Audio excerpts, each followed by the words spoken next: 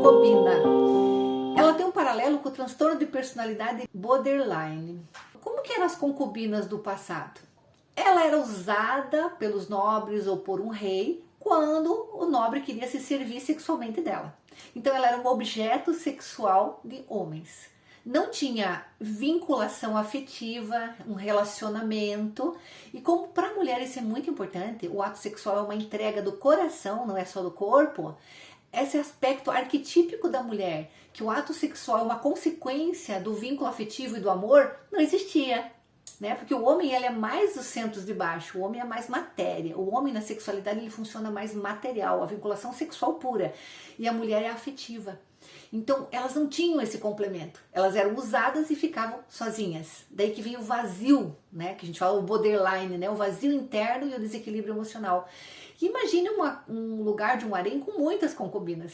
Elas tinham que ficar bonitas e jovens, e de repente chegava uma mais jovem que era escolhida pelo senhor lá, pelo rei. Então ela se sentia preterida. Então ela era usada, depois abandonada e preterida, não é? Depois outras, e ela ficava, então imagina a disputa, a inveja, a raiva e o ódio que existia entre elas, as dramáticas obviamente também, porque elas eram um objeto da corte de uso.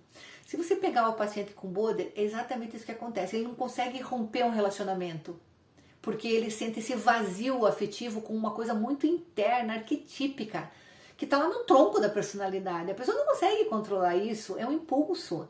Então, isso normalmente, a pessoa já nasce com todas as síndromes, não é nada, nenhuma síndrome, ela é... A gente fala genética por não ter uma explicação. A gente não consegue explicar como esse arquétipo vem. É como o arquétipo feminino e masculino, ele vem vindo, ele está guardado lá no cérebro básico, certo? Então, dentro desse arquétipo, a pessoa...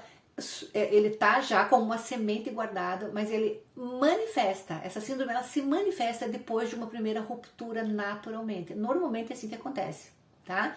Então a pessoa começa um relacionamento e na hora que a pessoa sufoca muito, porque ela tem medo de perder, ela é muito submissa, ela agrada, ela se submete a situações que não deveria, como uma concubina. A concubina recebia uma ordem, ela tinha que obedecer dentro do aspecto sexual e de tudo mais. Ela estava morando num lugar que era um harém, ela recebia comida, então é como se fosse uma escrava sexual.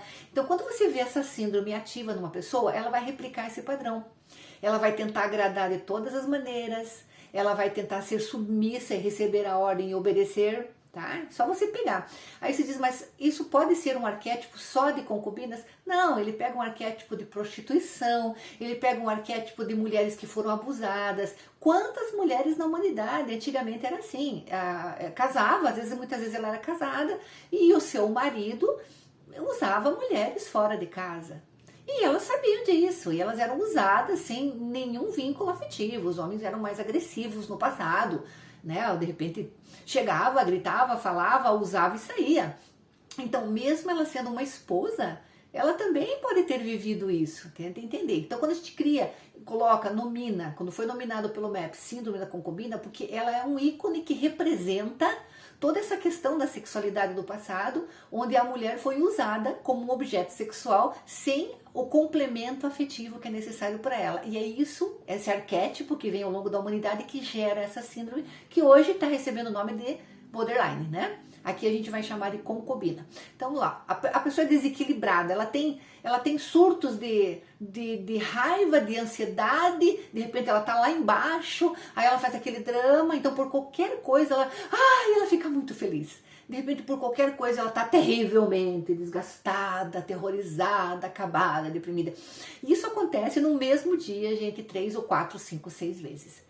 Então tem uma diferença muito grande da bipolaridade pela causa. Quando a gente olha na causa do sintoma, é muito fácil de separar. Tem muita gente dando diagnóstico aí trocado. É bipolaridade, é borderline. Por quê? Porque não analisa a causa. Você vai conversar com um borderline, é só perguntar. Isso aí começou depois de um primeiro relacionamento? Sim, é border.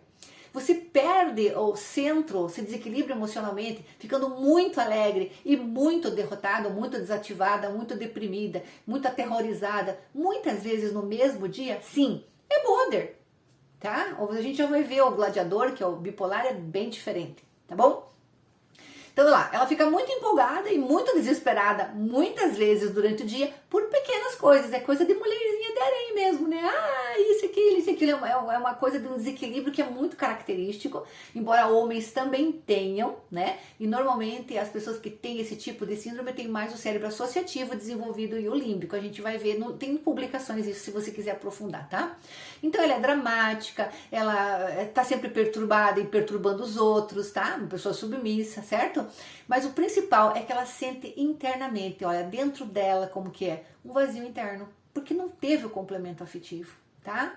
Ela tem a sensação que ela morre se ela perder o companheiro dela. Ela não pode perder, ela tem que agradar aquele nobre, aquele rei de uma maneira que ela seja sempre escolhida. Era assim que era a competição entre as concubinas, né? E eu não posso viver sem ele. Essa é uma consequência que vem dessa sensação, né, de vazio. E eu me esforço para agradá-lo. Então isso que está dentro dessa síndrome da concubina, não é? Repetindo o vazio interno, a estabilidade emocional, com ciclos curtos, às vezes vários ao longo do dia, tá? Então a gente não tem aquela coisa do bipolar, do gladiador que fica um mês deprimido, um mês em mania. Não, é ciclos curtos muitas vezes no dia. Vive em função do companheiro amoroso, tá? Tem dependência afetiva, não, parece que não existe sem o outro, né? Sente que não existe, que não pode viver sem o companheiro amoroso, é porque é vazio, a personalidade dela é vazia dentro dela, ela era só objeto de uso sexual, ela não existe. Na cabeça da pessoa, da concubina, assim, eu só existo tendo o outro servindo aquele a quem eu tenho que servir.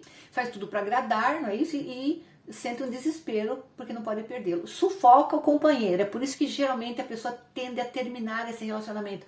Porque elas agradam, querem saber onde tá, se preocupam com um monte de coisa. E isso vai sufocando. A pessoa diz, não quero.